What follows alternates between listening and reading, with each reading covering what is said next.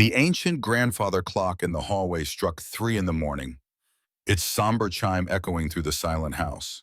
Outside, a winter storm unleashed its fury on Detroit, transforming the city into a frozen wasteland.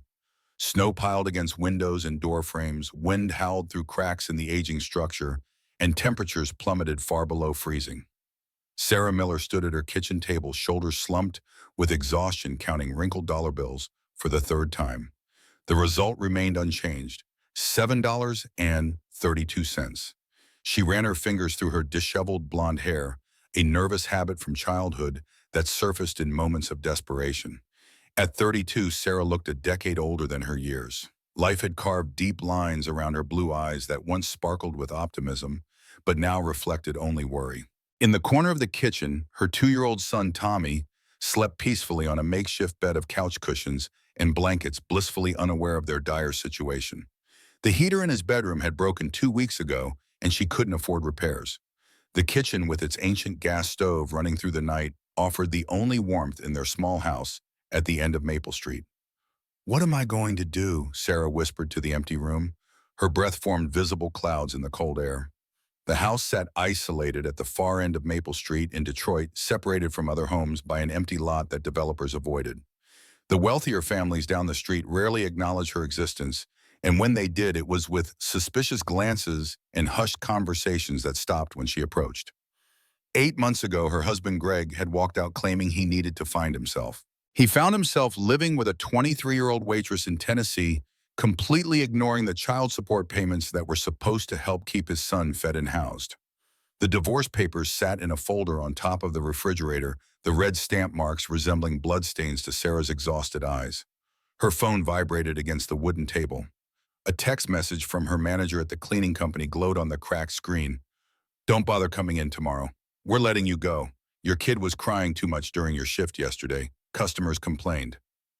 Sarah stared at the message, reading it repeatedly, hoping the words might somehow rearrange themselves into something less devastating. That was the third job she'd lost in 2 months. The laundromat had fired her when Tommy got sick, and she had to bring him to work. The diner let her go when she fell asleep during her shift after working 18 hours straight across all 3 jobs. "How am I supposed to work if I can't find anyone to watch you, baby?" she said, looking at her sleeping son. Daycare was $200 a week she didn't have. Family help was non-existent, since her father Joseph had died in war before she was born, and her mother had passed away 3 years earlier, taking with her the last person who truly understood Sarah's struggles. Her mother's voice echoed in her memory, stern but loving. "Sarah, honey, remember what I taught you about your father's fried chicken recipe. That secret blend of spices has been in his family for generations. One day when times get tough, that recipe might just save you." At the time, Sarah had smiled and nodded, never imagining she would need salvation from a handful of herbs and spices.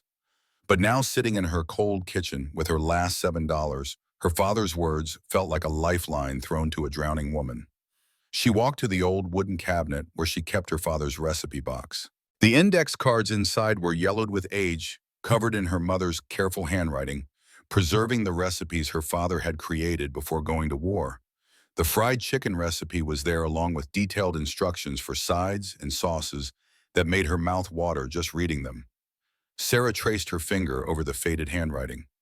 "Maybe it's time to try again," she said to herself, though doubt immediately crept into her voice. The next morning, Sarah used her last $7 to buy chicken and basic ingredients. She set up 2 folding tables in her living room, creating a makeshift dining area next to her tiny kitchen. She made a handwritten menu on poster board and propped it against the front window. "Sarah's Kitchen," it read in careful letters, "authentic Southern cooking, made with love." Tommy sat in his high chair, babbling happily as the smell of perfectly seasoned fried chicken filled the house. The secret was in the blend of spices. Her father had created a combination that made the coating crispy and flavorful, in a way that made people close their eyes and sigh with satisfaction. But as the hours passed, reality set in. She watched through her window as people walked by on their way to the bus stop. Some slowed down when they saw the menu in her window, but when they saw her face through the glass, they quickened their pace and looked away. Martha Wilson from 3 houses down actually stopped and read the menu completely. Sarah felt her heart jump with hope and rushed to open the door. "Good morning, Mrs. Wilson. Would you like to try some of my fried chicken? It's made from my father's recipe. Mrs. Wilson's expression changed the moment she saw Sarah. The older woman's eyes narrowed with suspicion and something that looked uncomfortably like disgust. I don't think so, she said, backing away from the door. I heard about you. Single mother, no husband around. Probably running some kind of illegal operation here.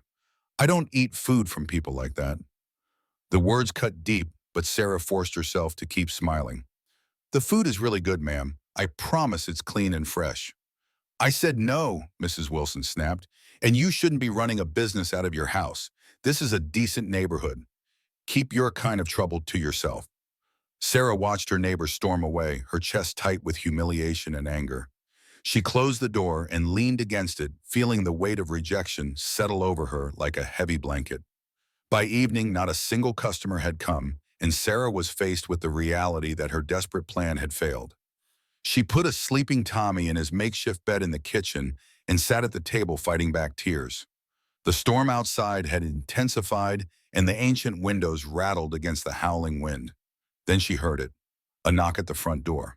Not a timid, uncertain knock, but a firm, deliberate sound that somehow carried authority even through the wailing storm.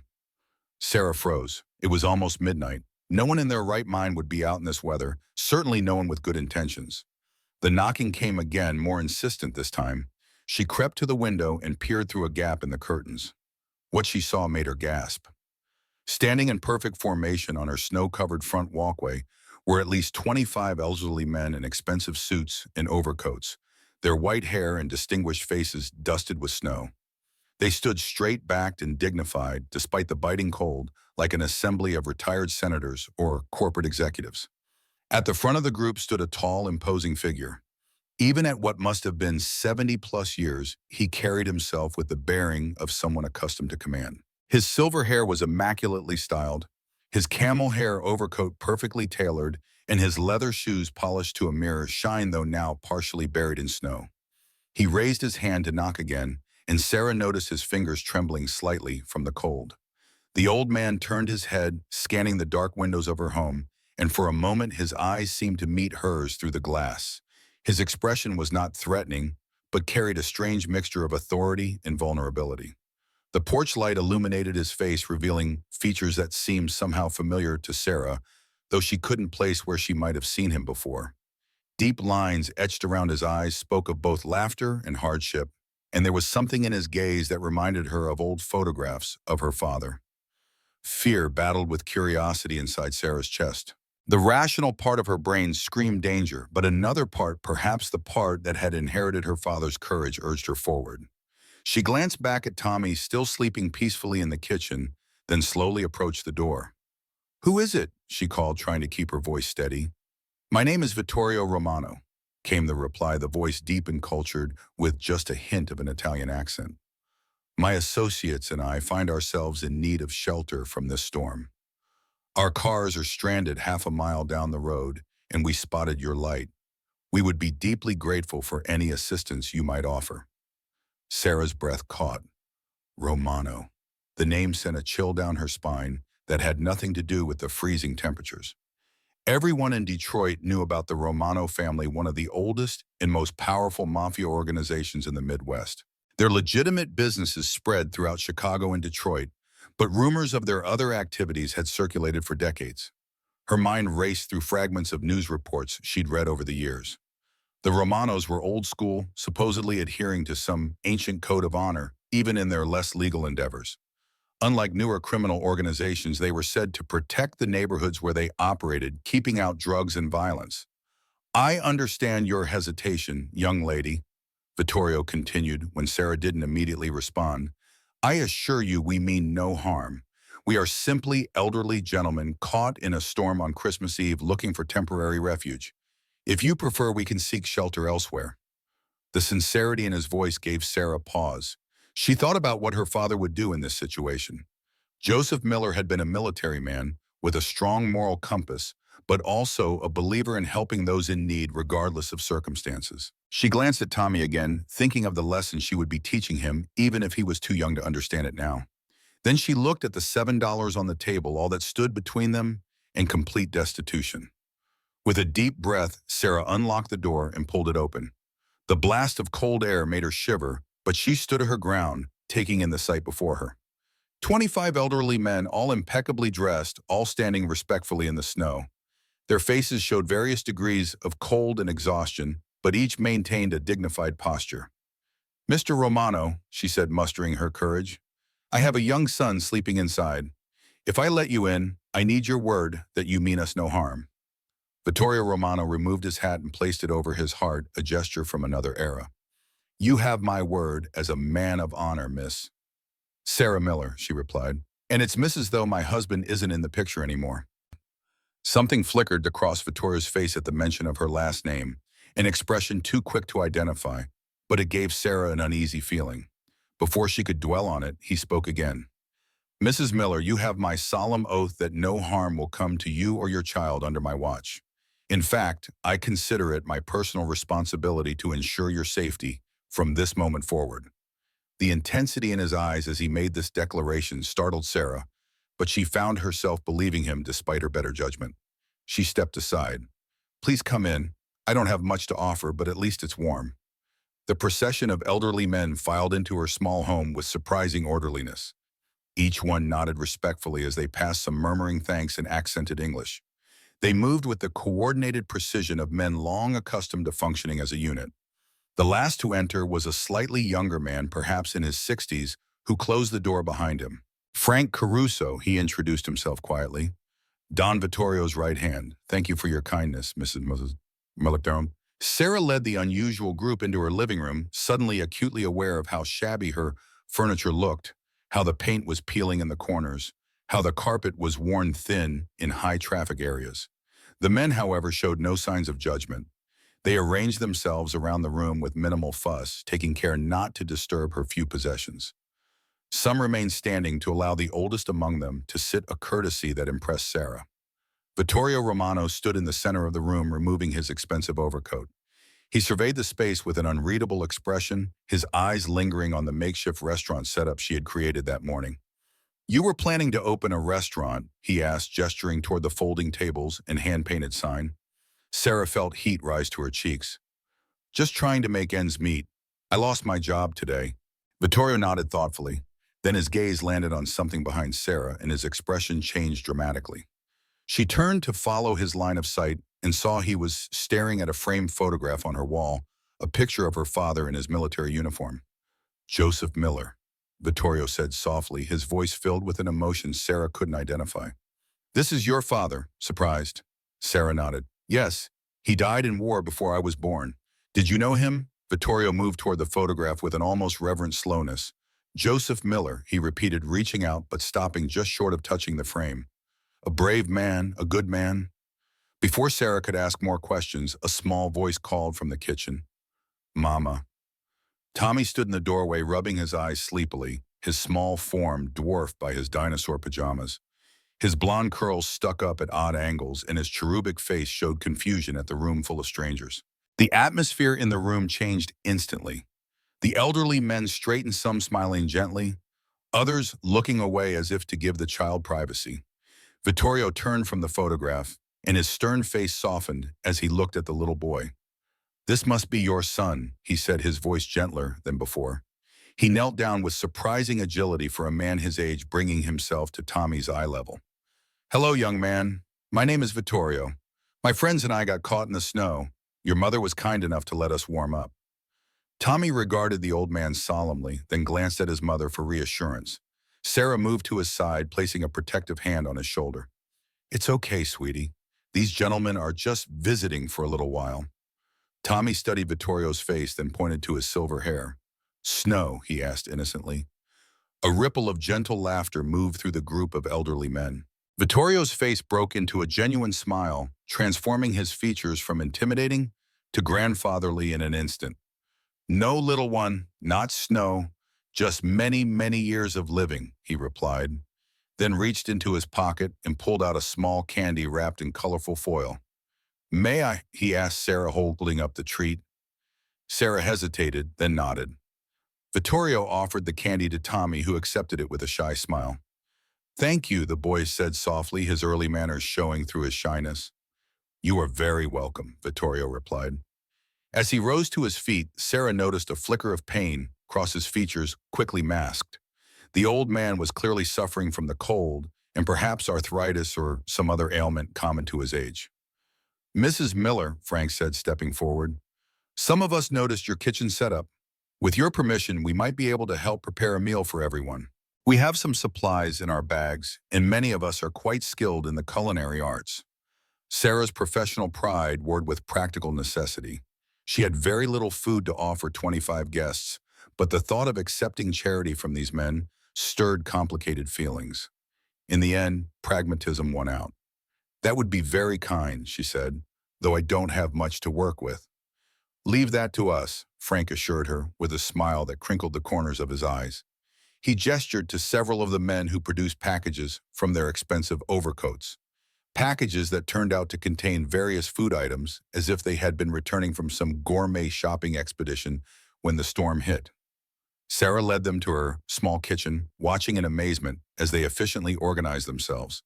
These elderly men in their expensive suits moved with the precision of professional chefs, chopping vegetables, preparing sauces, and arranging plates. Tommy, now fully awake, watched the proceedings with fascination from his high chair.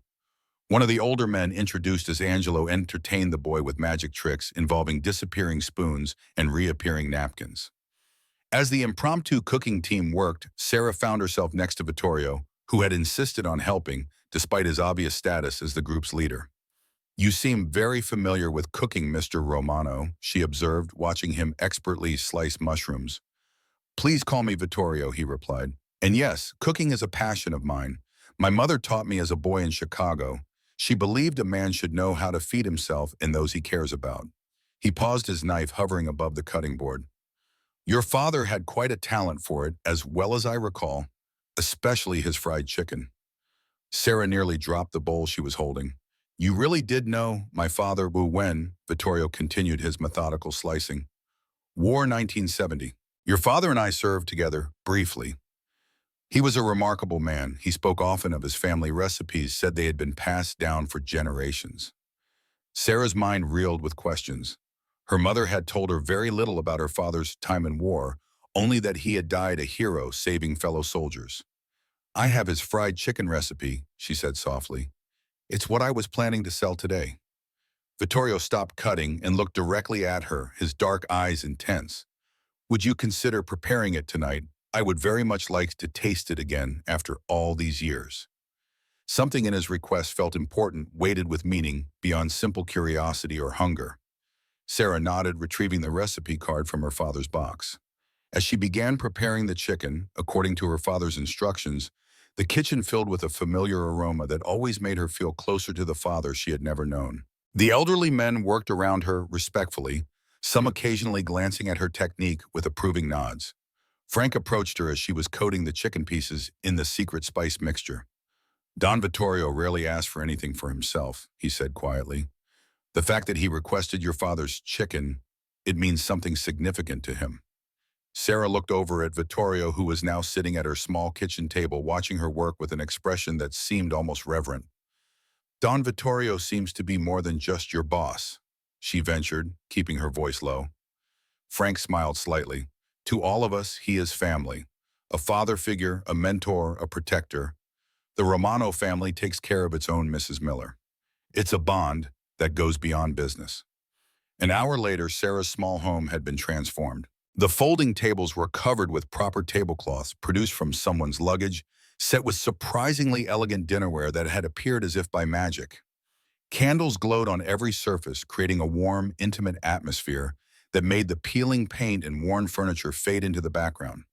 Tommy had been given a place of honor next to Vittorio, seated on a cushion that elevated him to proper dining height. The elderly men treated the little boy with a mixture of amusement and respect that made Sarah's heart swell with unexpected emotion. When she brought out the platter of her father's fried chicken, a hush fell over the room. Vittorio stared at the golden brown pieces as if seeing a ghost. When Sarah served him the first portion, his hand trembled slightly as he accepted the plate. The room remained silent as Vittorio took his first bite. His eyes closed, and for a moment Sarah worried he didn't like it. Then she saw something extraordinary. A single tear tracked down the weathered cheek of this powerful, intimidating man. He opened his eyes and looked at Sarah with an expression of profound emotion. "Exactly as I remember," he said, his voice husky. "Your father made this for our unit the night before." He stopped composing himself. It was the best meal many of us ever had in that godforsaken place. One by one, the other men tasted the chicken, and the reactions were similar. Some nodded silently, others murmured appreciatively, a few touched their hearts in a gesture that needed no translation. These tough elderly men were transported back to another time, another place connected by the simple flavors of Sarah's father's recipe. As the meal progressed, the atmosphere relaxed. Stories flowed as freely as the wine someone had produced from a bag. Tales of old Chicago, of family traditions, of challenges overcome, and lessons learned. Tommy eventually fell asleep in Vittorio's lap, the old man unconsciously stroking the boy's hair as he spoke. Sarah listened, fascinated by these glimpses into a world so different from her own. The men spoke of honor, loyalty, and family as sacred values woven through anecdotes that carefully avoided any mention of illegal activities. As the night grew later, Vittorio gently handed the sleeping Tommy to Sarah. "You have a fine boy there, Mrs. Miller. He has his grandfather's eyes." Sarah looked down at her son's peaceful face. "I wish my father could have known him." "Believe me," Vittorio said with conviction, "he would have been enormously proud of both of you." As she tucked Tommy back into his bed in the kitchen, Sarah could hear the men organizing sleeping arrangements in her living room. They insisted she and Tommy take the bedroom while they would make do with the limited space available to them. When she returned to the living room, Vittoria was standing by the photograph of her father again, studying it intently. "Mr. Romano," she said, approaching him cautiously, "how exactly did you know my father? You said you served together, but—" Vittorio turned to her, his expression solemn. "Your father saved my life, Mrs. Miller, and the lives of several others in our unit. He threw himself on a grenade that would have killed us all." He gestured to the men around the room.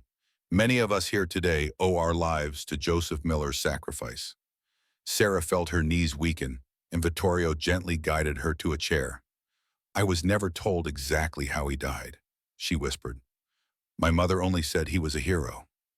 "The greatest kind," Vittorio confirmed, "the kind who gives everything for others without hesitation." He knelt beside her chair, wincing slightly at the movement. "Mrs. Miller, before your father died, he extracted a promise from me. He asked me to look after his family if I ever had the chance." His eyes filled with regret. "I tried to find your mother after the war, but she had moved, changed her name after remarrying. I failed to keep my promise for all these years." Sarah stared at him, trying to process this revelation. "Until tonight," she said finally. "Until my father's chicken recipe brought you to my door in the middle of a snowstorm." Vittorio nodded, a faint smile touching his lips. "Some might call it fate. I call it Joseph still looking out for his family." He reached into his pocket and withdrew a business card, pressing it into her hand. "The storm will pass by morning and we will be on our way. But I want you to have this. My personal number. If you ever need anything day or night, you call. The Romano family pays its debts, Mrs. Miller. And we owe your father a debt that can never truly be repaid." Sarah looked down at the elegant card with its simple embossed text, then back at Vittorio's earnest expression. In his aged face, she could see traces of the young soldier her father had saved, the man who had carried the weight of an unpaid promise for decades. "Thank you," she said simply, tucking the card carefully into her pocket. As she retired to her bedroom, leaving the elderly men to settle in for the night, Sarah felt something she hadn't experienced in months: hope. Not just from the promise of help, though that was certainly welcome, but from the connection to her father that had been given back to her tonight. She drifted to sleep, listening to the gentle murmur of voices from the living room, the storm still raging outside but somehow less threatening now. Her last conscious thought was that her father's recipe had indeed saved her, just not in the way her mother had meant. In the early hours before dawn, as Sarah and Tommy slept peacefully, Vittorio Romano stood at the window watching the falling snow. Frank approached silently, standing beside his longtime friend and mentor. "She doesn't know everything, does she?" Frank asked quietly. Vittorio shook his head. "She knows her father was a hero. That's enough for now." "And the boy?" Vittorio's gaze remained fixed on the swirling snow. "Joseph Miller's grandson. He has the same look in his eyes." His voice softened. "We will watch over them, Frank. From this day forward, they are family." Frank nodded, understanding the full weight of that declaration. In the Romano family, such promises were sacred. As the first light of Christmas morning began to push back the darkness, Vittorio returned to the photograph of Joseph Miller, offering a silent prayer for the man who had given him 45 years of life he would otherwise never have had. The debt would begin to be repaid today, and the Romano family always honored its debts. Little did Sarah know, as she slept peacefully in the next room, that by morning she would face a crisis that would bring not just Vittorio and his 24 companions back to her door, but an army of 1,500 loyal Romano family members, changing her life and her community forever. 3 days passed since the night of the snowstorm. The elderly Mafia members had departed with the morning light, leaving Sarah's house tidier than they found it. Vittorio Romano had pressed her hand firmly before leaving, repeating his instruction to call if she ever needed anything. Sarah had nodded politely, tucking his business card into her pocket, not truly believing she would need to use it. The snow continued to fall intermittently, transforming Detroit into a crystalline wonderland that concealed the city's scars beneath pristine white. Schools remained closed, businesses operated with skeleton crews, and the roads were treacherous ribbons of ice and slush. The temperature had plummeted further, breaking records across Michigan. At first, Tommy had been disappointed to see his new friends leave, repeatedly asking for Vito throughout that first day. By the second day, however, his questions had ceased, replaced by an unusual quietness that worried Sarah. By the third night, she understood why. The ancient clock in the hallway struck midnight, its chimes echoing through the silent house. Sarah sat beside Tommy's makeshift bed in the kitchen, gently stroking his forehead. Heat radiated from his skin like a furnace. His small chest rose and fell with rapid, shallow breaths, and his cherubic face had taken on an alarming pallor beneath the fever's flush. "Tommy, baby, can you open your eyes for Mommy?" Sarah whispered, trying to keep the panic from her voice. Tommy's eyelids fluttered, but didn't open. A small, pitiful moan escaped his lips, breaking Sarah's heart. She had been giving him children's fever reducer for hours, but his temperature continued to climb. The kitchen thermometer showed 104 degrees, well into the danger zone. Sarah glanced at her phone. No signal. The storm had damaged cell towers across the region. The landline had been disconnected months ago when she couldn't afford to pay the bill. She had no car to take Tommy to the hospital, no neighbors who would help, and no way to call an ambulance. Desperation clawed at her chest as she watched her son struggle for breath. The sound had a wet, crackling quality that she recognized from her mother's final illness: pneumonia. In an adult, it was dangerous. In a small child, it could be fatal within hours. Sarah rummaged frantically through her pockets until she found it. The elegant business card, slightly bent at the corners from being carried for 3 days. Vittorio Romano's personal number. She stared at the card, weighing her options. There were none. Tommy needed help immediately, and this was her only lifeline. Sarah ran to the neighbor's house, pounding on Martha Wilson's door until the porch light flicked on. The older woman opened the door a crack, her face twisted with irritation. "What on earth are you doing? Do you know what time it is?" "Please," Sarah gasped, the cold air burning her lungs. "My son is very sick. I need to use your phone. It's an emergency." Martha's expression wavered between annoyance and concern. Finally, humanity won out, and she opened the door wider. "Make it quick," she said, pointing to the telephone on the wall, "and don't touch anything else." Sarah's fingers trembled as she dialed the number from the card. 1 ring, 2 rings, 3. Her heart sank with each unanswered tone. It was midnight on a weekday. Of course, an elderly man wouldn't be awake to answer. Then a click. Vittorio Romano. The voice was alert, showing no signs of having been awakened. "Mr. Romano, this is Sarah Miller," she said, her voice breaking. "From the snowstorm. I'm sorry to call so late, but my son Tommy is very sick. I think it's pneumonia. I have no way to get him to a hospital." The line went silent for a moment, and Sarah feared the connection had been lost. Then Vittorio spoke, his voice calm but carrying an unmistakable undercurrent of command. "Go back to your son. Keep him warm. We will be there soon." "Thank you," Sarah managed to say before the line went dead. Martha Wilson stood nearby, arms crossed over her bathrobe. "Who on earth was that? And what do you mean, pneumonia? Have you been neglecting that child?" Sarah ignored the accusation, already heading for the door. Thank you for letting me use your phone, she said, hurrying back into the night, leaving Martha standing bewildered in her doorway. Back in her kitchen, Sarah wrapped Tommy in every blanket she could find. His breathing had become more labored, each inhale a struggle that made his little chest heave. She held him close, whispering reassurances she wasn't sure he could hear. Help is coming, baby. Just hold on. Please hold on. She had no idea what form that help might take or how long it would be in coming. She only knew that the conviction in Vittorio Romano's voice had given her the first glimmer of hope since Tommy's fever had spiked. 30 minutes passed like an eternity. The only sounds in the house were Tommy's ragged breathing and Sarah's whispered prayers. Then she heard it, a distant rumble growing steadily louder. Not the sound of a single vehicle, but many. Dozens, perhaps hundreds. Sarah moved to the window Tommy cradled against her chest. What she saw made her gasp. The entire street was filled with headlights, a river of vehicles stretching as far as she could see. Luxury cars, SUVs, vintage automobiles, all moving in perfect formation toward her house. As they drew closer, she could see that every vehicle was occupied by elderly men in formal attire as if they had been attending an opera or gala dinner. The lead car, a gleaming black Mercedes, stopped directly in front of her house. Vittorio Romano emerged impeccably dressed, despite the hour, followed by Frank and several other men she recognized from the snowstorm night. Behind them, car doors opened all along Maple Street, releasing what appeared to be hundreds of elderly gentlemen into the snowy night. Lights flicked on in neighboring houses as residents were awakened by the unprecedented procession. Faces appeared in windows, some curious, others alarmed. Sarah saw Martha Wilson on her front porch, mouth agape at the spectacle unfolding before her. Vittorio strode purposefully towards Sarah's door, flanked by a distinguished elderly man carrying a medical bag. Before they reached the porch, the door flew open as Sarah rushed to meet them, Tommy limp in her arms. "He's getting worse," she said, not bothering with greetings. "He's burning up, and his breathing doesn't sound right."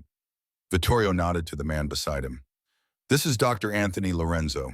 He was chief of pediatrics at Chicago Memorial for 30 years before his retirement. He will help your son." Dr. Lorenzo stepped forward, his movements brisk despite his age. "Let's get him inside and take a look at him," he said, his voice carrying the quiet authority of decades in medicine. "Try to stay calm, Mrs. Miller. Children are remarkably resilient." As they entered the house, Sarah became aware of the activity outside. Dozens of elderly men were unloading equipment from their vehicles. Medical devices, portable generators, supplies of all kinds were being efficiently transported toward her home by men who looked more suited to boardrooms than manual labor. Inside, Dr. Lorenzo had taken charge of her kitchen, transforming it into a makeshift examination room with practiced efficiency. He listened to Tommy's chest with a stethoscope, took his temperature with an advanced digital thermometer, and checked his oxygen levels with a small device clipped to his finger. "Pneumonia, as you suspected," he confirmed, his expression grave but professional. "His oxygen saturation is too low. We need to start him on antibiotics immediately, provide respiratory support, and get this fever down."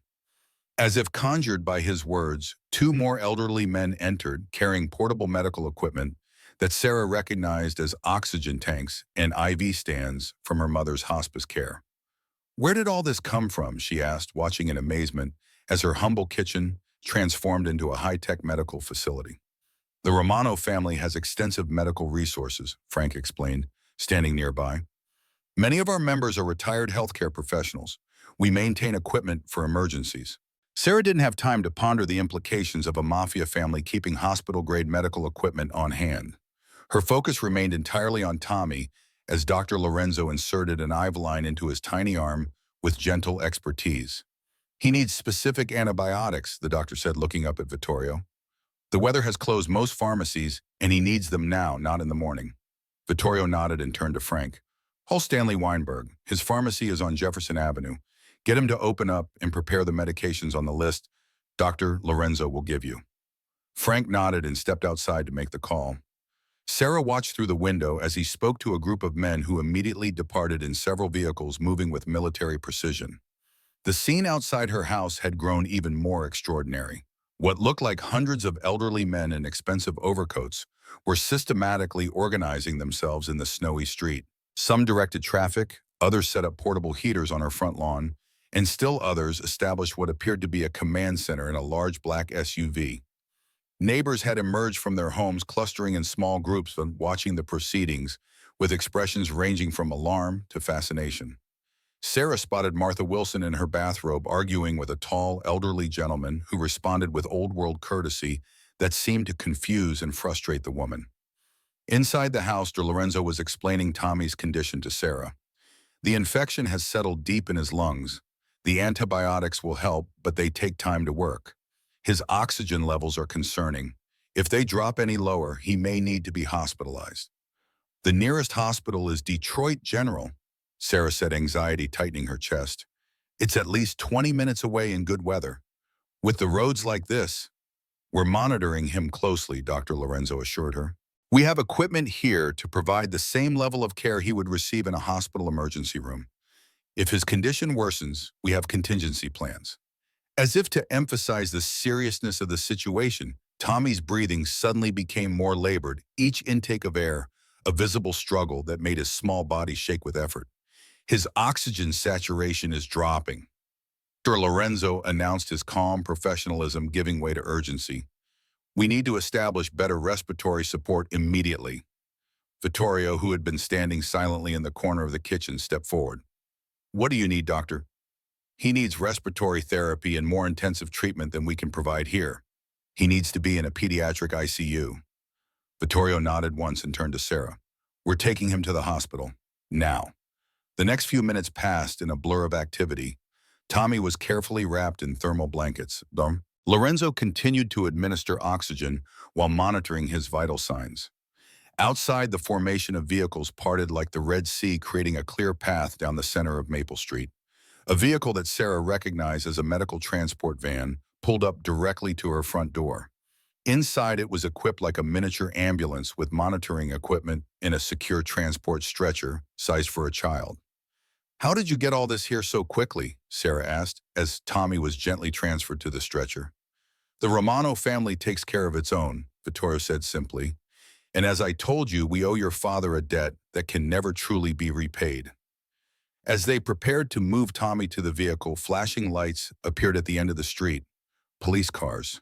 At least 3 of them moving cautiously through the crowd of luxury vehicles and elderly men. Sarah felt panic rise in her throat. Would the police disrupt Tommy's transport?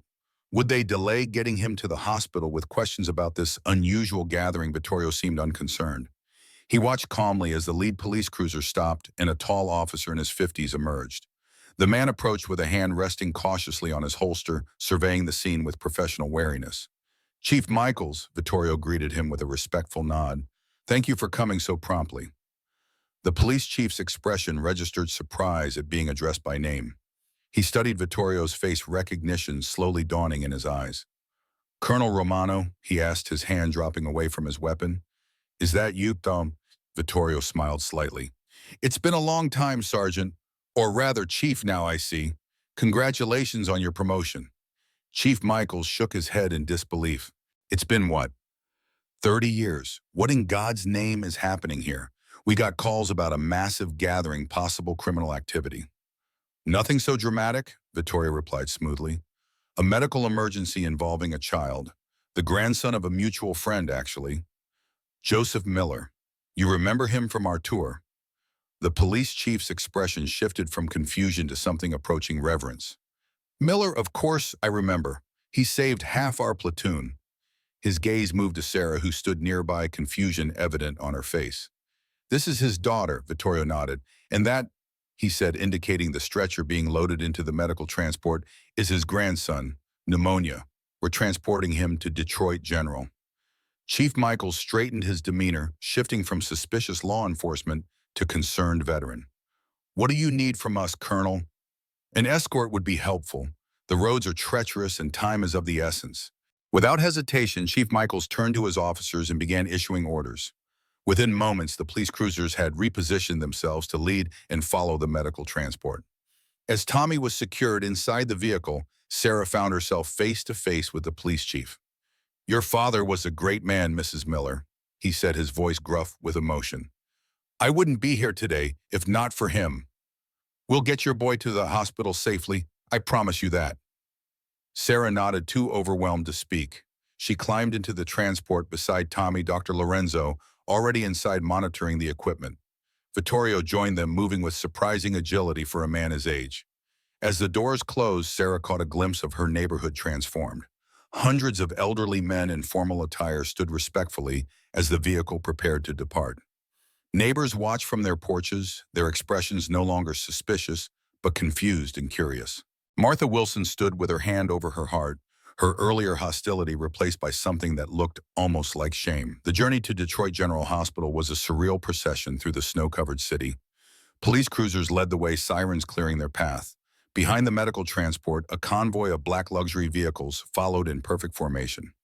At intersections, Sarah glimpsed elderly men in suits, directing traffic, having arrived ahead of them, somehow to ensure their passage remained unobstructed. Inside the transport, Dr. Lorenzo worked continuously, adjusting oxygen flow, checking vital signs, administering medications through Tommy's IV. Vittorio sat opposite Sarah, his expression grave but composed. "Why are you doing all this?" Sarah finally asked, her voice barely above a whisper. "I understand you knew my father, but this is extraordinary." Vittorio regarded her for a long moment before speaking. "Your father saved my life and the lives of many men who are here tonight. In our final conversation as he lay dying from his wounds, he made me promise something." He paused, emotion briefly overwhelming his customary composure. "He made me promise that if I ever encountered his family, I would protect them as he had protected me. It was the last request of a dying man, a sacred oath that I have carried for decades." His eyes met Sarah's, their intensity undiminished by age.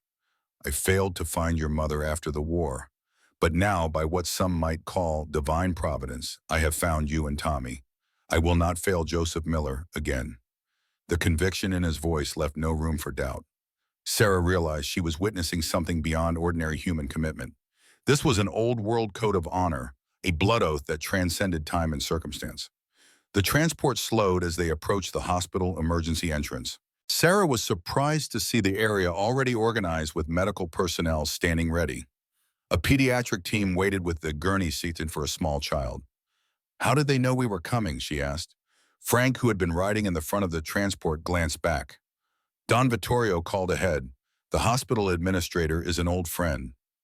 Sarah was beginning to understand that old friend, in the context of the Romano family, meant something quite different than it did in ordinary circles.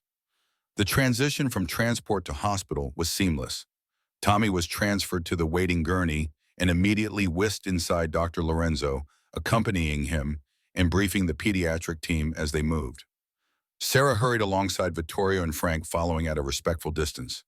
The emergency department was surprisingly well-staffed despite the late hour and treacherous weather.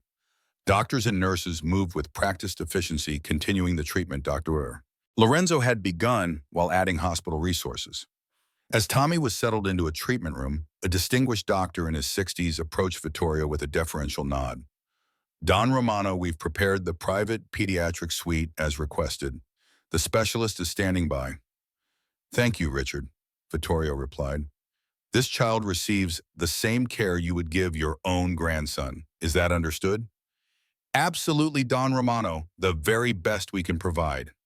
Sarah watched this exchange with a mixture of gratitude and unease.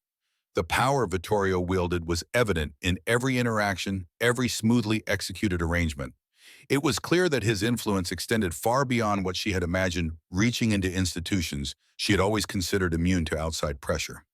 As Tommy was stabilized and prepared for transfer to the pediatric intensive care unit, Sarah found herself momentarily alone with Vittorio in the hallway outside the treatment room. "Mr. Romano, she began hesitantly. "I don't know how to thank you for what you've done tonight. You may have saved Tommy's life, but I have to ask, what happens now?" "After Tommy recovers." Vittorio studied her with those penetrating eyes that seemed to evaluate not just her words but the character behind them. "Now, Sarah Miller, we fulfill the promise I made to your father. We ensure that you and Tommy never again find yourselves without resources or protection." He straightened his immaculate suit jacket, a gesture that seemed to belong to boardrooms rather than hospital corridors. "When Tommy is stronger, we will discuss the future. A future where the grandson of Joseph Miller never wants for anything, where his mother never again counts pennies at her kitchen table in the middle of the night."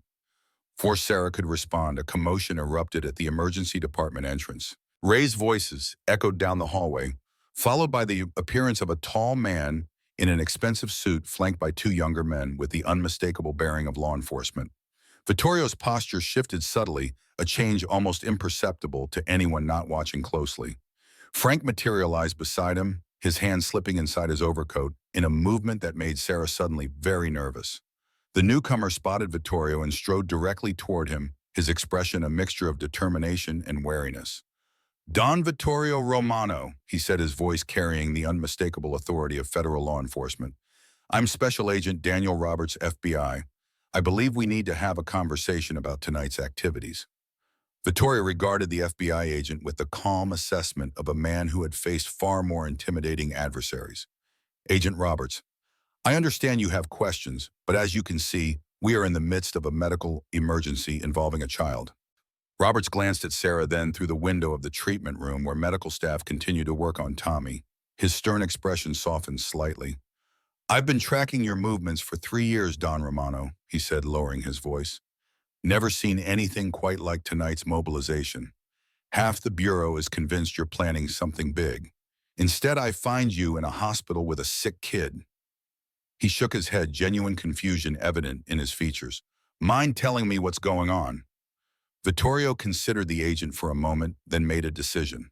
"The child is the grandson of Joseph Miller, a soldier who saved my life in the war. I made a promise to a dying man. Tonight I honored that promise." Something shifted in the agent's expression. "Miller from the Alpha Company ambush in 70. Vittorio's eyebrows rose slightly. "You know the name?" Roberts nodded slowly. "Different unit, but he knew the story. Said Miller threw himself on a grenade, saved his whole squad." His gaze moved to Sarah. "This is his daughter." "Yes," Vittorio confirmed. "And that," he indicated the treatment room, "is his grandson." The FBI agent stood silently for a moment, internal conflict playing across his features. Finally, he spoke. "Don Romano, your activities tonight crossed several jurisdictional boundaries and involved the mobilization of known associates of the Romano family in numbers that triggered multiple alerts in our system." He paused, seeming to choose his next words carefully. "However, given the circumstances and the medical emergency involved, I'm willing to postpone our discussion until the child's condition is stabilized." Vittorio inclined his head graciously. "A reasonable accommodation, Agent Roberts. Perhaps you would care to join us? I suspect we have stories to share about our respective fathers' service." The unexpected invitation caught Roberts off guard. After a moment's hesitation, he nodded. "I'd like that, actually. My father rarely spoke about the war, but when he did, it was often about the men who served with honor, regardless of what paths they took after the war." As Tommy was transferred to the pediatric ICU, an unlikely group assembled in the private waiting area Vittorio had arranged. Sarah sat near the window watching the snow continue to fall over Detroit. Beside her, Vittorio and Agent Roberts engaged in quiet conversation, occasionally nodding or gesturing as they shared memories passed down from their fathers. Frank coordinated with the ever-present Romano family members who had somehow managed to establish a comfortable base of operations within the hospital. Nurses and doctors moved through the area with a deference that spoke volumes about Vittorio's influence. Outside in the parking lot, the convoy of luxury vehicles remained their elderly occupants, standing vigil despite the cold and late hour. Some had found their way to the hospital cafeteria where they charmed the staff with old-world manners and generous tips. Sarah watched this strange confluence of worlds with a sense of wonder. 24 hours ago, she had been a desperate single mother with no options and no hope. Now she sat at the center of a mobilization that involved hundreds of people, from Mafia elders to federal agents, all somehow united by her father's long-ago act of heroism. As dawn broke over Detroit, Dr. Lorenzo emerged from Tommy's room with the first genuinely positive news of the night. "His fever is coming down and his oxygen levels are stabilizing," he announced. "The antibiotics are working. He's not out of danger yet, but he's responding to treatment." Sarah felt tears of relief flood her eyes. She looked up at the unlikely guardian angels who had materialized in her darkest hour. Vittorio Romano Don, of one of the most powerful mafia families in America. Frank Caruso, his loyal consigliere. Agent Daniel Roberts, the FBI agent who had set aside his investigation to honor a shared connection to the war. In that moment, surrounded by men whose lives had been shaped by her father's sacrifice, Sarah finally understood the true meaning of family. It wasn't always defined by blood or law. Sometimes it was formed in the crucible of shared experience of promises kept across decades of honor that transcended conventional boundaries. Tommy would recover. And when he did, she knew with absolute certainty that the world awaiting him would be vastly different from the one they had known just days before. The Romano family had entered their lives bringing with them a complex legacy of obligation, protection, and opportunity that would forever alter their path. As the sun rose higher, illuminating the snow-covered city with golden light, Vittorio stood beside Sarah at the window, his expression contemplative. "Your father saved my life when I was not much older than you are now," he said quietly. "He gave me 50 years I would not have had otherwise. Time to build a family, a legacy, a life of meaning." He turned to face her, his eyes reflecting decades of accumulated wisdom. "Now it is my turn to ensure that his daughter and grandson have the same opportunity." Sarah realized she stood at a crossroads. Behind her lay a life of struggle and isolation. Ahead, a future intertwined with a family whose power and methods existed in moral territory she had never navigated. "What exactly are you offering, Mr. Romano?" she asked, needing clarity before taking another step. Vittorio smiled, the expression transforming his austere features. "A future Mrs. Miller, for you and for Tommy.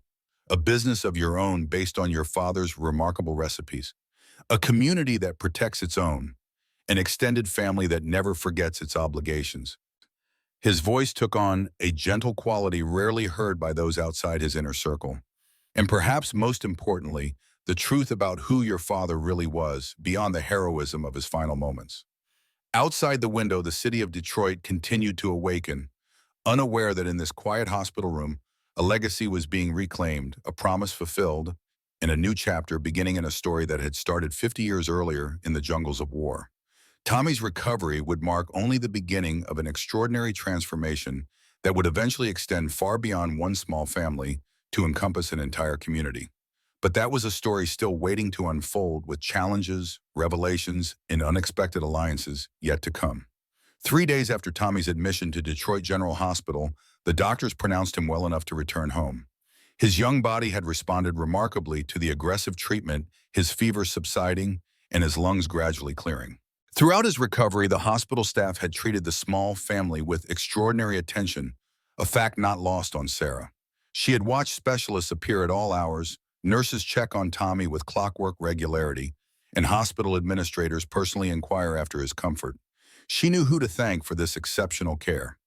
Don Vittorio Romano had remained a constant presence, sometimes sitting quietly in Tommy's room for hours reading Italian fairy tales to the drowsy child, or simply watching over him while Sarah caught moments of much-needed rest. The elderly man moved with the deliberate dignity of someone accustomed to command, yet showed a surprising gentleness when interacting with Tommy. On the morning of their departure, Sarah found herself facing an unexpected dilemma. Her house, while technically habitable, remained cold with its broken heating system. The ancient windows leaked frigid air, and the kitchen where Tommy had previously slept was hardly ideal for a child recovering from severe pneumonia. As she contemplated this problem, standing in the hospital corridor, with a small bag containing their meager belongings, Vittorio approached with Frank at his side. "Mrs. Miller," Vittorio said, his formal manner unchanged despite the days of shared vigil, "I hope you will allow us to present a proposal regarding your return home." Sarah had learned enough about the Romano family to recognize that a proposal from Don Vittorio was rarely declined, yet his tone suggested genuine choice rather than coercion. "Of course," she replied, shifting Tommy's weight in her arms. The boy was still weak, his head resting trustingly against her shoulder. Vittorio gestured toward a private consultation room, and Sarah followed, noting the two Romano associates who discreetly positioned themselves outside the door once it closed. The hospital had maintained an unusual security presence throughout their stay, with elderly men in expensive suits stationed at strategic points throughout the pediatric floor. She had initially found it unnerving, but had gradually come to accept it as part of the Romano protection. Inside the room, Vittorio waited for Sarah to sit before taking a seat himself, a courtesy from another era. Frank remained standing near the door, ever the vigilant second in command. "During Tommy's illness," Vittorio began, "I took the liberty of having some associates examine your home. The heating system requires complete replacement. The insulation is inadequate. The windows leak cold air. His expression revealed no judgment, merely stating facts. These conditions are not conducive to Tommy's recovery.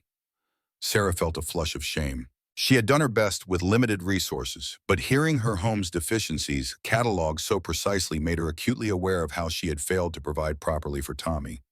I know it's not ideal, she said, her voice tight, but it's what we have. Vittorio raised a hand, a gesture both reassuring and commanding. Please understand, I am not criticizing. Rather, I am explaining why we have taken certain actions. Sarah tensed. What actions? For the past 3 days, a team has been renovating your home.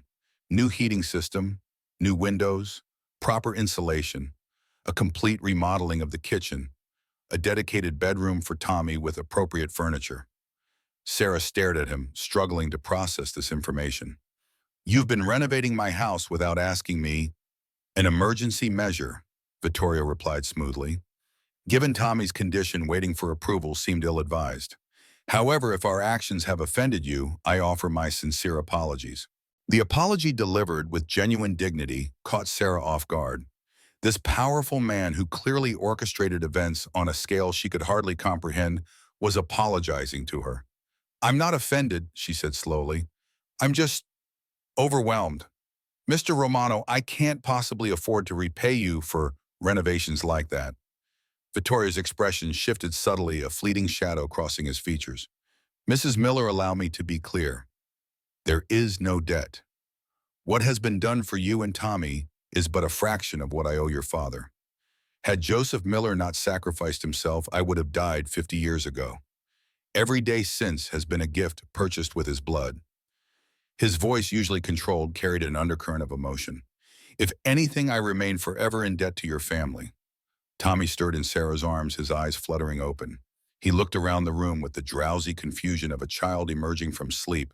Then his gaze settled on Vittorio. A smile transformed his tired face. Grandpa Vito, he murmured, reaching one small hand toward the elderly man. Sarah caught her breath at the unexpected title. During Tommy's fevered days in the hospital, Vittorio had spent countless hours at his bedside. Clearly, in the child's mind, a connection had formed that transcended their brief acquaintance.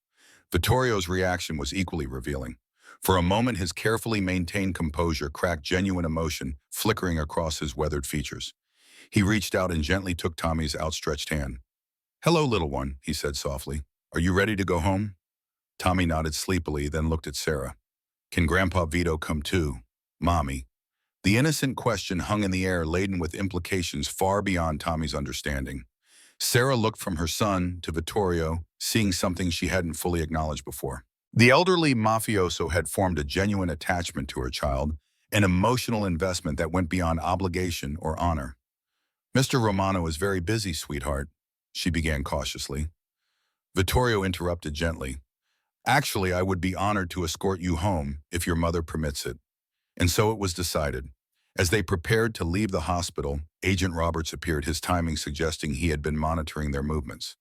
The FBI agent had maintained a curious presence throughout Tommy's hospitalization, ostensibly continuing his investigation of the Romano family's unusual mobilization, but increasingly engaged in long conversations with Vittorio, their respective fathers' experiences, and the complicated moral landscape of loyalty and law. Mrs. Miller, he greeted her formally, then nodded to Vittorio with professional respect, rather than the adversarial stance of their first encounter. I understand you're being discharged today. Yes, Sarah replied, adjusting Tommy's coat. We're heading home. Roberts glanced at Vittorio, an unspoken communication passing between them. I'll be following up in a few days. There are still some questions about the events of that night that need resolution. Of course, Vittorio responded with equanimity. My door is always open to you, Agent Roberts. Sarah sensed a complex dynamic developing between these two men. Not friendship exactly, but a mutual recognition, perhaps even respect, born of shared connections to the past and current circumstances. The journey home revealed the first indication of how drastically her life had changed. A procession of 3 luxury vehicles awaited them at the hospital exit. Tommy, still weak but brightening at the prospect of riding in the gleaming black Mercedes, was carefully settled into a car seat that certainly hadn't been there when they departed for the hospital. As they drove through Detroit, Sarah noticed subtle changes in the city landscape. The storm had passed, leaving behind pristine snow that transformed even the most neglected neighborhoods into winter wonderlands. Yet there was something else, something in the way other drivers yielded to their small convoy, in the nods of recognition from certain pedestrians, in the general sense that they moved through the city under an invisible umbrella of protection. When they turned onto Maple Street, Sarah gasped audibly. The transformation was stunning. The empty lot that had long separated her house from her neighbors had been cleared of years of accumulated debris. Her small home, once visibly deteriorating among its more prosperous neighbors, now sported fresh paint, new windows, and a completely rebuilt front porch. The driveway, previously cracked and weed-infested, had been repaved, and a modest but immaculate sedan stood parked there. "What is that?" she asked, pointing to the car. "Transportation," Victoria replied simply, "for medical appointments, groceries, and other necessities." Sarah opened her mouth to protest, then closed it, remembering how the lack of transportation had nearly cost Tommy his life. Instead, she simply nodded, accepting this gift as she had accepted so many others in recent days, with a mixture of gratitude and trepidation about the unseen strings that might be attached. As they pulled up to her home, the front door opened and a group of people emerged. Sarah recognized some of the elderly men from the night of the snowstorm, but there were new faces too, including a distinguished woman in her 60s who carried herself with the same dignified assurance as Vittorio. "Allow me to introduce Sophia," Vittorio said as they exited the car. "My sister. She has overseen the renovations and preparations for your return." Sophia Romano approached with a warm smile that transformed her aristocratic features. She embraced Sarah as if they were old friends rather than strangers.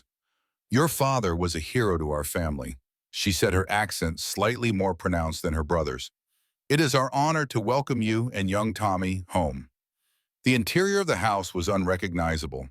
What had been a cramped, cold space with worn furnishings and peeling paint was now an elegant, comfortable home that somehow retained its modest character while incorporating quality materials and craftsmanship. The living room featured new furniture that was practical yet beautiful. The kitchen had been completely rebuilt with modern appliances but retained a welcoming warmth.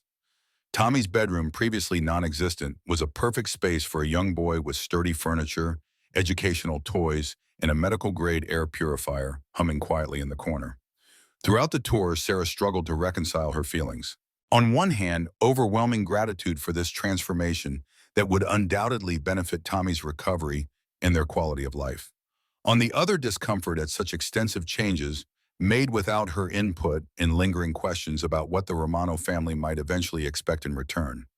Sophia seemed to sense her conflicted emotions.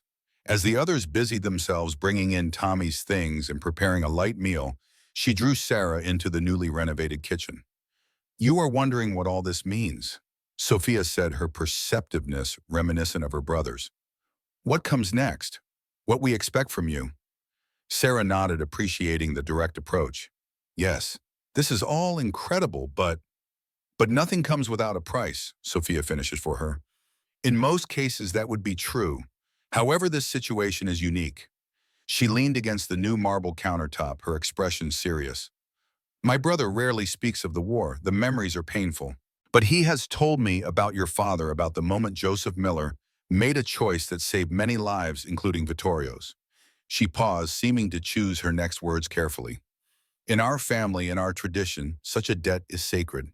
It passes through generations. It does not diminish with time." Her dark eyes, so similar to her brother's, held Sarah's gaze. "What has been done for you and Tommy is not charity, nor is it a transaction that requires repayment. It is simply the fulfillment of an obligation that has remained unpaid for too long." Before Sarah could respond, Tommy's voice called from the living room, excited about some new discovery. The moment passed, but Sophia's words lingered in Sarah's mind as they settled into their transformed home. The next morning brought another surprise. As Sarah prepared breakfast in the kitchen that still felt like it belonged to someone else, a knock came at the front door. Opening it, she found Frank Caruso on her porch, accompanied by three other men from Vittorio's inner circle. "Good morning, Mrs. Miller."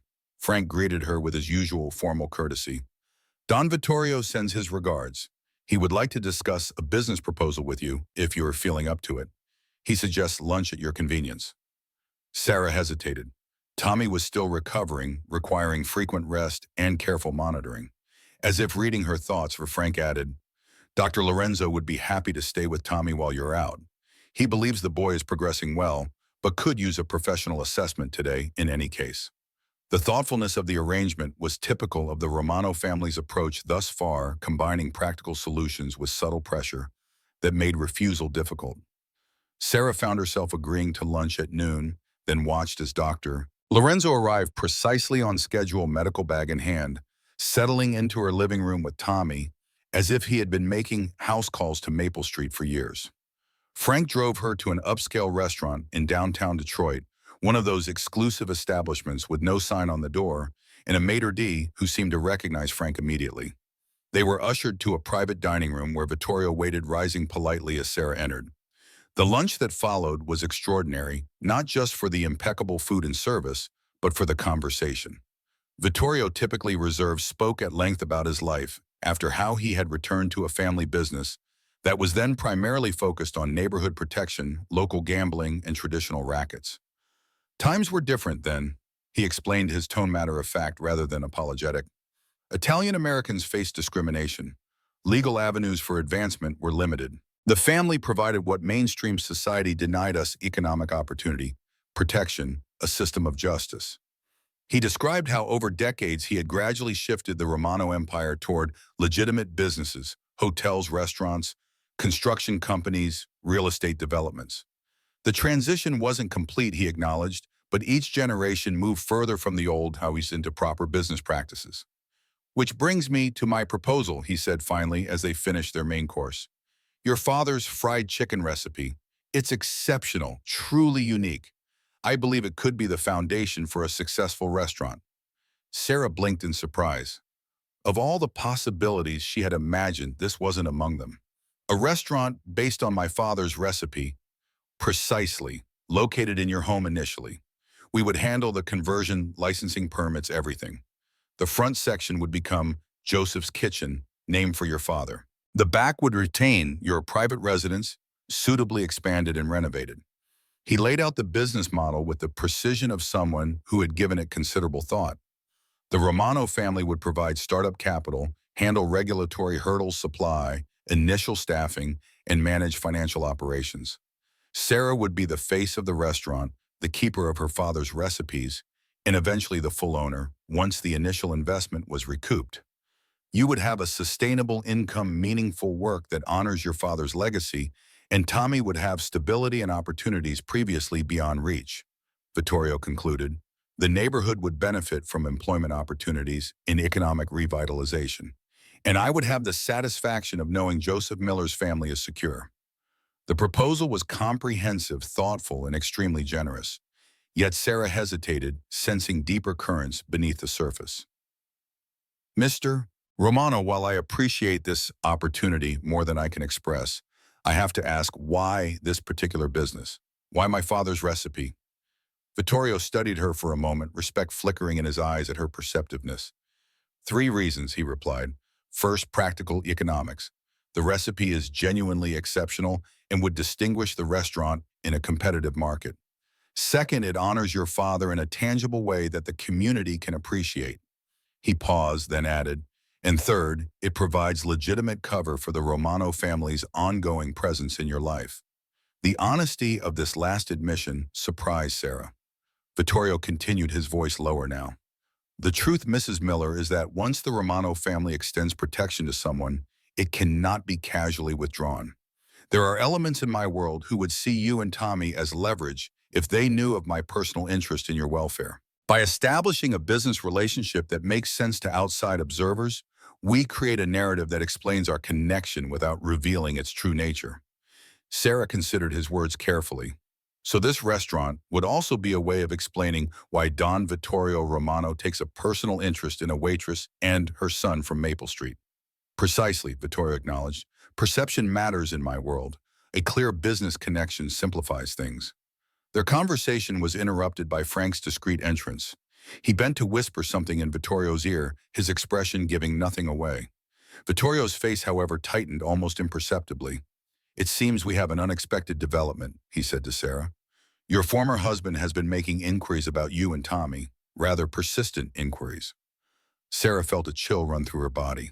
Greg, how would he even know about everything that's happened? The activities surrounding Tommy's illness were noticed. Local news covered the unusual procession to the hospital. Your name was mentioned. Vittorio's tone remained calm, but Sarah detected an undercurrent of controlled anger. He is currently at your home demanding to see his son. Sarah stood immediately, fear for Tommy overriding all other considerations. We need to go. Now. The drive back to Maple Street passed in tense silence. Sarah's mind raced through worst-case scenarios. Greg had been emotionally manipulative during their marriage and had shown no interest in Tommy after their separation, not even calling on their son's birthday. His sudden appearance now after all that had happened could only mean trouble. As they approached her house, Sarah saw Greg's battered pickup truck parked haphazardly in front of her home. On the porch, two elderly men in suits stood blocking the door, their posture relaxed but unmistakably resolute. Greg paced back and forth on her front lawn, gesticulating angrily.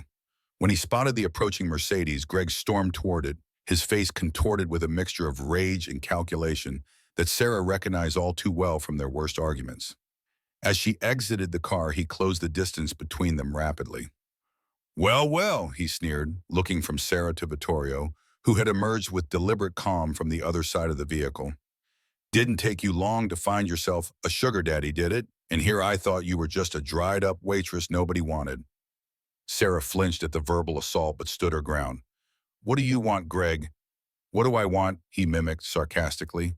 I want to see my son. I have rights, you know. And suddenly I hear all over town that my ex has a fancy new house, a new car, and some rich old Italian hanging around. Then I find out my kid was in the hospital and nobody bothered to call his father. His volume increased with each accusation, his face reddening. Sarah recognized the signs of escalating aggression, a pattern that had played out many times during their marriage. Tommy was very ill, she replied, trying to keep her voice steady. Everything happened quickly, and you haven't exactly been involved in his life since you left. Greg's expression twisted with malice. Yeah, well, things change. I'm thinking maybe it's time I took a more active role in my son's upbringing. Maybe even filed for custody since you obviously can't take proper care of him if he ended up in the hospital. The thinly veiled threat hit Sarah like a physical blow. Greg had never shown interest in being a father, but he had always excelled at identifying and exploiting her vulnerabilities. Before she could respond, Vittorio stepped forward. Despite being in his 70s and physically unimposing compared to Greg's bulky frame, his presence immediately commanded attention. Mr. Miller, he said, his voice quiet but carrying an authority that cut through Greg's bluster. I understand you are concerned about your son, a commendable sentiment if somewhat belated. However, your approach leaves much to be desired. Greg turned his attention to Vittorio, sizing him up with the instinctive calculation of someone accustomed to identifying weaknesses. And who the hell are you, old man? My business is with my wife and kid, not some geriatric boyfriend. Ex-wife, Sarah corrected automatically. Vittorio remained unperturbed by the insult. My name is Vittorio Romano. I am a business associate of Mrs. Miller and a friend of her family. I served with her father in the war. Something in Vittorio's calm demeanor seemed to penetrate Greg's anger, triggering a reassessment. The name Romano, clearly registered as a flicker of uncertainty, crossed his face. Romano? Like the Romano family? Greg's tone shifted, bravado mingled with new wariness. What's your business with Sarah? As I said, I am a business associate. Mrs. Miller and I are establishing a restaurant featuring her father's recipes, a legitimate enterprise that will provide for her and Tommy's future. This information clearly wasn't what Greg had expected. Sarah could almost see the calculations running behind his eyes, adjusting his approach to this new understanding of the situation. A restaurant here. He looked at the renovated house with fresh evaluation. Must be some recipe to get backing from the Romano family. His gaze returned to Sarah, narrowed with suspicion and opportunism. So that's your angle now. Got yourself connected with the mob. I wonder what the court would think about that when I file for custody. The threat hung in the air, its implications clear. Greg was willing to use Tommy as leverage to attempt extortion based on perceived connections to organized crime.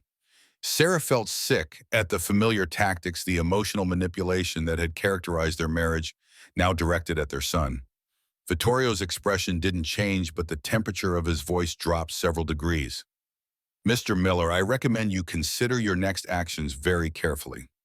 Custody battles are expensive, emotionally draining, and rarely concluded quickly. They require steady employment, stable housing, and clean living on the part of the petitioner. His gaze flicked meaningfully to Greg's truck, where an open beer can was visible in the cup holder. They also tend to involve thorough background checks, financial audits, and character witnesses. Greg's face flushed darker, but a new calculation was clearly taking place behind his eyes. The implicit threat in Vittorio's words had registered. "Are you threatening me, old man?" "Not at all," Vittorio replied smoothly, "simply outlining the realities of family court proceedings. Now, if you wish to see your song, I suggest you return when you're sober during reasonable hours and with an approach more conducive to Tommy's well-being." For a moment, Greg seemed poised to escalate further. Then his gaze shifted to the porch where the two suited men still stood, impassively, and beyond them to several vehicles that had quietly appeared along Maple Street, each containing elderly men watching the scene with disciplined attention. The calculation complete, Greg took a step back, his expression morphing into a forced smile that didn't reach his eyes. "Fine. I'll come back another time. But this isn't over." He looked directly at Sarah. "I've got rights, and now that you've suddenly come into money, maybe we need to revisit that child support arrangement too." With that parting shot, he stalked to his truck, started it with an aggressive rev of the engine, and pulled away from the curb with squealing tires. Sarah watched him go, a familiar knot of anxiety forming in her stomach. "He'll be back," she said quietly. "And next time he'll have a lawyer or some kind of legal threat." Vittorio nodded, unsurprised. "Yes, he will, but he will find the legal system less accommodating to his ambitions than he imagines." The confidence in his statement should have been reassuring, but Sarah felt a renewed surge of discomfort at the implications. How exactly would the Romano family influence legal proceedings? What connections did they have within the court system? The moral complexities of accepting such protection weighed on her. Inside the house, they found Tommy napping peacefully under Dr. Lorenzo's watchful eye, blissfully unaware of the confrontation that had occurred. The doctor reported that Tommy's recovery was proceeding well, his lungs clearing steadily and his energy returning. After Dr. Lorenzo departed, Sarah found herself in the kitchen with Vittorio, the business proposal, and Greg's threats hanging between them like storm clouds. "I'll accept your offer about the restaurant," she said finally. "Not because of Greg's threats, but because it makes sense for Tommy's future, and because I believe my father would be proud to have his recipes shared this way." Vittorio nodded, a hint of satisfaction in his eyes. "A wise decision. We will begin preparations immediately."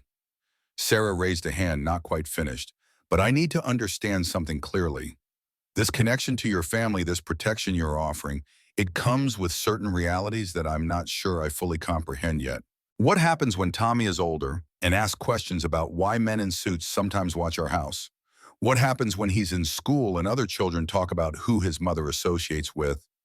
These were questions that had troubled her throughout the whirlwind of recent days. The Romano family's support had quite literally saved Tommy's life and transformed their circumstances, but it also tied them to a world with its own complex moral code and potential dangers. Vittorio considered her questions with the gravity they deserved. "These are valid concerns. The truth is, Mrs. Miller, that any association with my family carries both benefits and complications. I cannot promise that there will never be moments that require careful navigation or difficult explanations." He moved to the window, looking out at Maple Street with its neat houses and ordinary appearance. "What I can promise is that my protection includes safeguarding Tommy from any negative consequences of our connection. As he grows, we will find age-appropriate ways to help him understand the complexities of loyalty, honor, and the sometimes gray areas of human morality."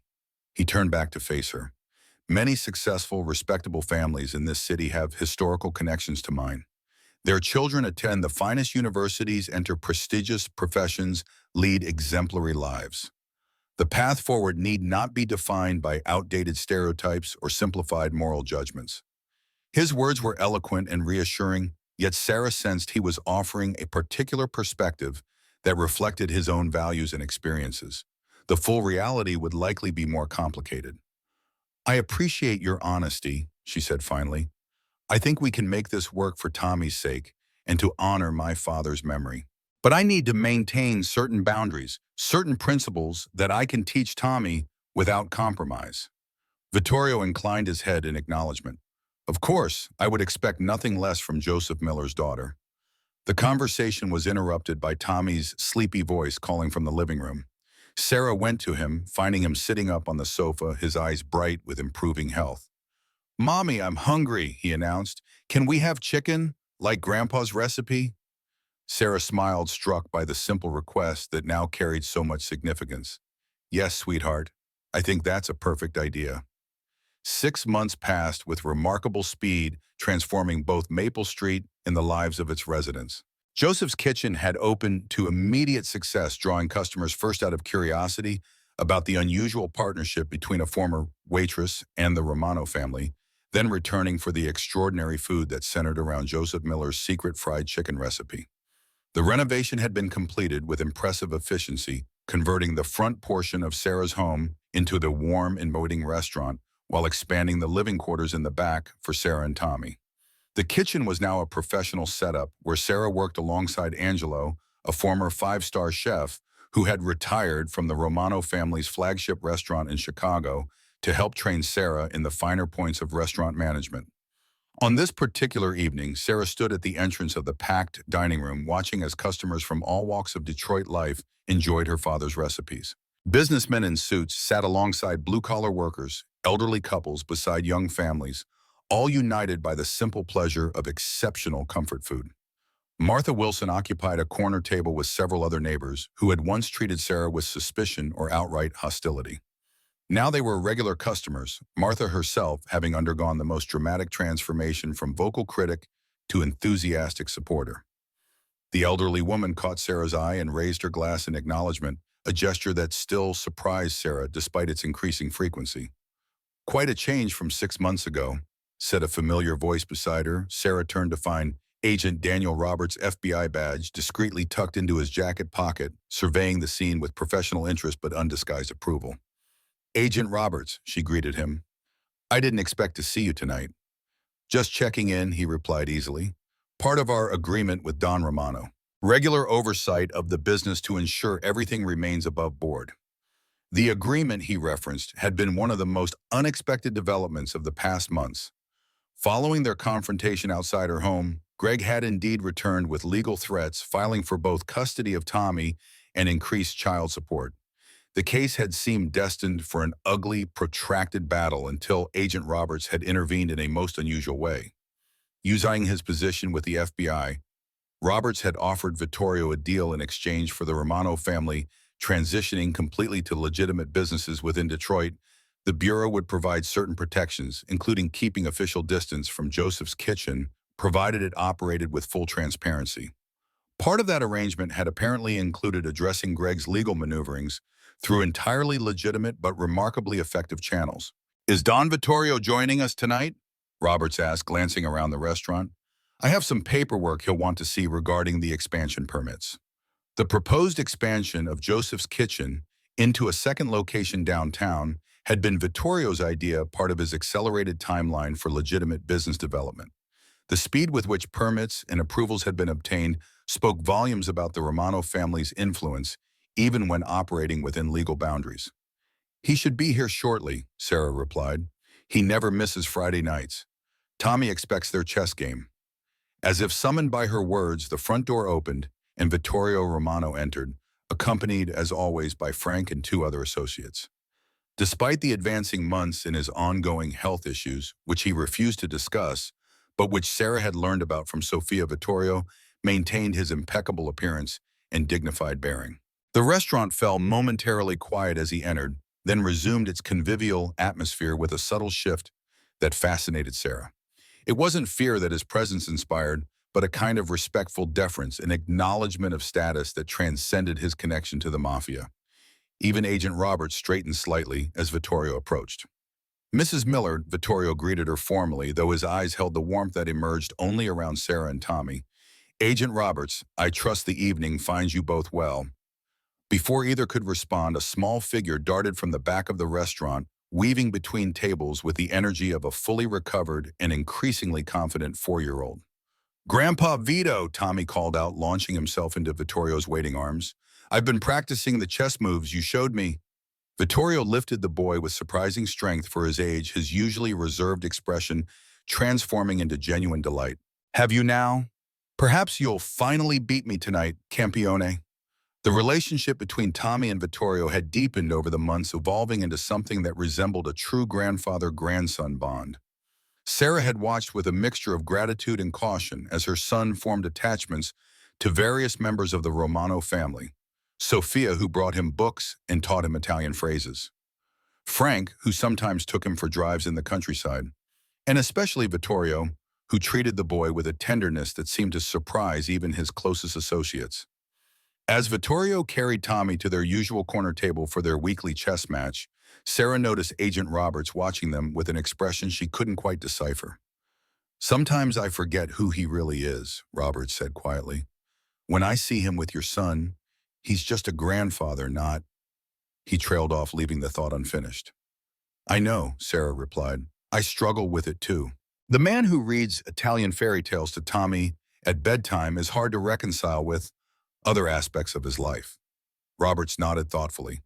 "The world isn't always black and white, Mrs. Miller. Sometimes good people do questionable things, and sometimes those we might label as criminals are capable of extraordinary decency." His philosophical turn surprised her.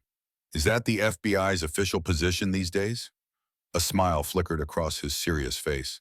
"Hardly, but it's increasingly mine, at least regarding the Romano situation." Their conversation was interrupted by the arrival of an unexpected visitor.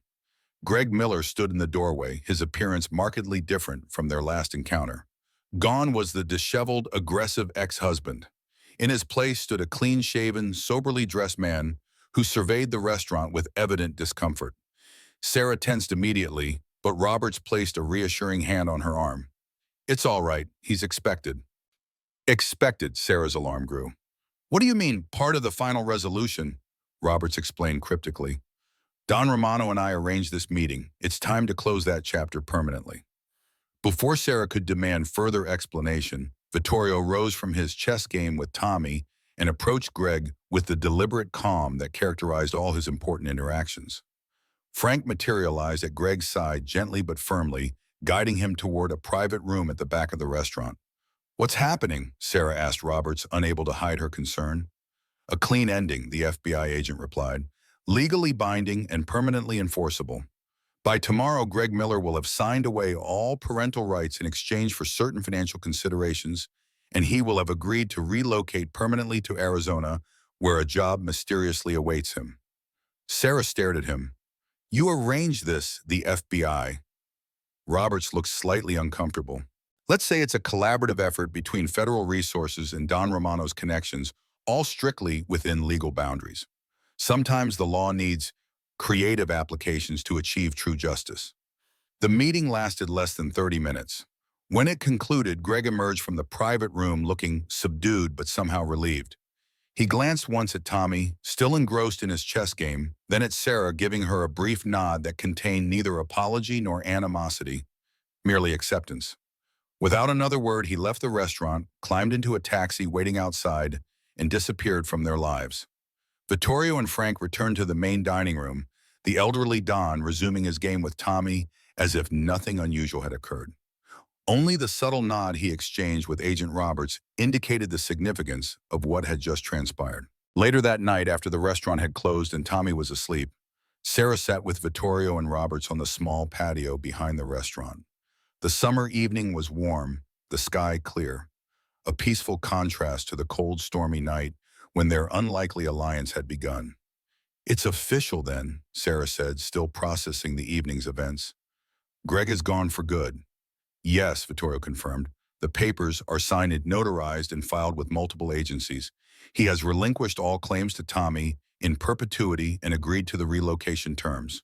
The monthly stipend he will receive is generous enough to ensure his compliance." Sarah should have felt only relief, but the methodical efficiency with which Tommy's father had been removed from their lives, regardless of his past failures, left her with complicated emotions. "Was this really necessary?" she asked. "He was hardly involved in Tommy's life anyway." "Loose ends are dangerous," Vittorio said simply. Your ex-husband represented an unpredictable variable, a potential threat to Tommy's security and your peace of mind. Now that threat is permanently neutralized through entirely legal means. He glanced at Roberts, who nodded confirmation. Every step was documented and properly executed, the FBI agent assured her. Your son is protected, and Mr. Miller has been given an opportunity for a fresh start far from here. It's a resolution that serves everyone's interests. Sarah wasn't entirely convinced, but she recognized the pragmatic wisdom in their approach. With Greg gone, one significant source of anxiety had been removed from her life. Tommy would grow up without the emotional complications of a father who appeared and disappeared unpredictably, making demands without offering stability. There's something else we need to discuss, Vittorio said after a moment, his tone shifting subtly. My health. Sarah had suspected for months that the elderly Don was concealing something serious. His occasional winces when lifting Tommy, the medication she had glimpsed in his pocket, the whispered consultations with Dr. Lorenzo, all pointed to a condition more grave than the minor issues he dismissed whenever she inquired. How bad is it? She asked directly. Terminal, Vittorio replied with the same matter-of-fact tone he might use to discuss the weather. Cardiac complications exacerbated by old injuries. The specialists give me perhaps a year at most. The news hit Sarah with unexpected force. Despite the complicated nature of their relationship, Vittorio had become a constant in her life, a protective presence whose commitment to her and Tommy had never wavered. The thought of his absence created an emptiness she hadn't anticipated. Does Tommy know, she asked, thinking of her son's attachment to his Grandpa Vito. No, and I would prefer to keep it that way for now, Vittorio said. Children should be protected from such concerns for as long as possible. Agent Roberts cleared his throat, clearly uncomfortable with the personal turn of the conversation. Don Romano has been working with us to accelerate the family's transition to legitimate businesses. It's been impressive the speed with which he's dismantled certain operations. Sarah understood the subtext. Vittorio was racing against time to transform his organization before his death, to leave behind a legacy that honored the promise he had made to her father 50 years ago. What will happen to Joseph's Kitchen? She asked. To us, Vittorio smiled slightly. Everything has been arranged. The restaurant will belong entirely to you, free and clear of any investment obligations. A trust has been established for Tommy's education and future needs. Sophia will continue as your advisor for as long as you wish. Frank will oversee security matters discreetly. He paused, then added, and Agent Roberts has agreed to serve as an unofficial guardian of sorts, ensuring that no future administrations at the Bureau disturb the arrangements we've made. Roberts nodded confirmation. It's unusual, but this entire situation is unprecedented.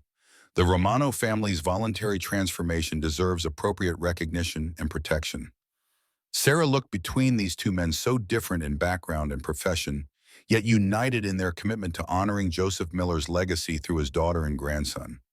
The complicated moral questions remained, but they were increasingly overshadowed by the undeniable good that had emerged from this unlikely alliance. 1 year later, Joseph's Kitchen had expanded to 3 locations across Detroit, each featuring the legendary fried chicken that had become a symbol of the city's revitalization. Sarah now oversaw a growing business empire that employed dozens of people, many from formerly struggling neighborhoods similar to where she had once lived. Tommy, now 5, had started kindergarten, thriving academically and socially. The once shy, sickly boy had blossomed into a confident child whose favorite activities included chess, taught by Vittorio, cooking, a natural talent inherited from his grandfather Joseph, and telling stories to anyone who would listen about his extended family. The transformation of Maple Street had been equally remarkable. What had once been a divided neighborhood marked by suspicion and isolation had become a community united by the unlikely catalyst of Joseph's Kitchen. Martha Wilson now managed the original location, her formidable organizational skills having found perfect expression in restaurant administration. Other neighbors had found employment or investment opportunities in the expanding business, their former prejudices dissolving in the face of mutual prosperity. On this particular evening, a special gathering had been arranged in the private dining room of the downtown location. The occasion was solemn but not unexpected. Don Vittorio Romano had passed away 3 days earlier, his heart finally surrendering after exceeding the doctor's predictions by nearly 6 months. The room contained an unusual assembly, Romano family members, FBI agents, including Daniel Roberts, city officials, community leaders, and, at the center, Sarah and Tommy. The traditional barriers between law enforcement, organized crime, and civilian society had temporarily dissolved in recognition of the extraordinary transformation Vittorio had orchestrated in his final years. Mayor Thompson, whose election had been quietly supported by both the Romano family and federal authorities, raised his glass. To Vittorio Romano, whose vision for a legitimate family business legacy has created jobs, revitalized neighborhoods, and demonstrated that second acts are indeed possible in American life. As glasses were raised around the room, Sarah noticed Tommy watching the proceedings with solemn attention. He had taken the news of Vittorio's passing with surprising maturity, declaring that Grandpa Vito has gone to meet my real grandpa in heaven, and they're probably playing chess together.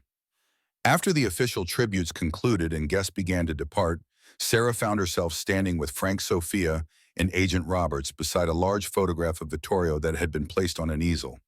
In the image, the elderly Don sat at a chess table with Tommy, both intent on the board between them, neither looking at the camera. It captured perfectly the bond that had formed between them, transcending the complicated circumstances of their connection. He left instructions, Sophia said, breaking the contemplative silence, about the future of the family, about Joseph's kitchen, about Tommy's education, everything meticulously planned as always. Frank nodded. The transition will continue exactly as he outlined. The legitimate businesses will expand, the other operations will be systematically dismantled. His last orders were very specific. And the FBI will honor its commitments, Roberts added. The agreement stands regardless of who sits in my office in the future. I've made certain of that. Sarah listened to these assurances with gratitude, but also a growing sense of her own authority. In the years since learning of Vittorio's illness, she had gradually assumed more responsibility, not just for the restaurants, but for navigating the complex web of relationships that surrounded them. She was no longer the desperate waitress, grateful for any help, but a business owner and community leader in her own right. I appreciate everything you've all done, she said. But moving forward, I think it's important that Tommy and I forge our own path. The restaurant will always honor its origins, my father's recipe, Vittorio's investment, the Romano family's support, but its future belongs to the next generation. Her gentle assertion of independence might once have been met with resistance from Vittorio's lieutenants. Instead, Frank and Sophia exchanged glances that contained both respect and approval. Don Vittorio predicted this moment, Sophia said with a hint of pride. He said Joseph Miller's daughter would eventually claim her own destiny, as she should. The conversation was interrupted by Tommy, who approached with the confident stride of a child secure in his place within this unusual gathering. Mom, he said, taking Sarah's hand, can I show everyone something? With her permission, Tommy climbed onto a chair, gaining the attention of the remaining guests. From his pocket, he withdrew a small worn card, the original recipe for Joseph Miller's fried chicken, written in his grandmother's careful handwriting.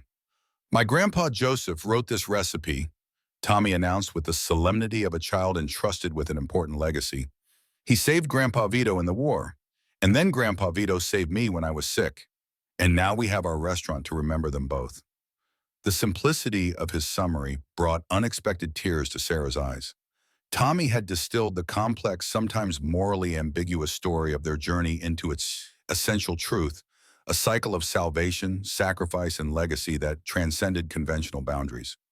Later that night, as Sarah tucked Tommy into bed in their home above the original restaurant on Maple Street, he asked a question that revealed his growing understanding of their unusual circumstances. Mom, are we part of the Romano family now? Billy at school said his dad told him we are. Sarah considered her answer carefully. We're connected to the Romano family through friendship and history. Grandpa Vito considered us family because of what your Grandpa Joseph did for him many years ago. But we're the Miller family with our own special legacy. Tommy nodded, processing this distinction. So we have two families, the Millers and the Romanos. In a way, Sarah acknowledged, family isn't always just the people who share your last name.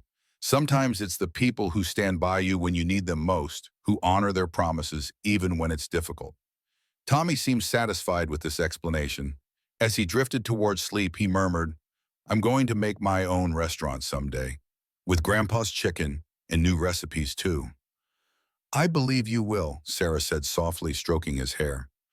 Outside the window, Maple Street lay peaceful under the summer stars, transformed from the isolated, suspicious neighborhood it had once been. Inside Joseph's kitchen below, the final customers of the evening enjoyed meals prepared according to recipes that connected past to present. And throughout Detroit, the ripples of an unlikely alliance between a waitress and an elderly mafia don continued to spread, creating opportunities, building communities, and honoring a 50-year-old debt that had ultimately been paid in full. Sarah Miller, once desperate and alone, now stood at the center of a legacy that bridged generations, cultures, and the sometimes arbitrary boundaries between right and wrong. In the end, the simple act of opening her door on a stormy night to 25 elderly men had launched a transformation greater than she could have imagined, proof that sometimes salvation came in the most unexpected forms, and that honor once pledged could echo through decades to change not just individual lives, but entire communities. The recipe box that had once seemed like a sentimental keepsake now sat proudly displayed in the restaurant's entrance, a testament to Joseph Miller's legacy and the extraordinary chain of events his heroism had set in motion.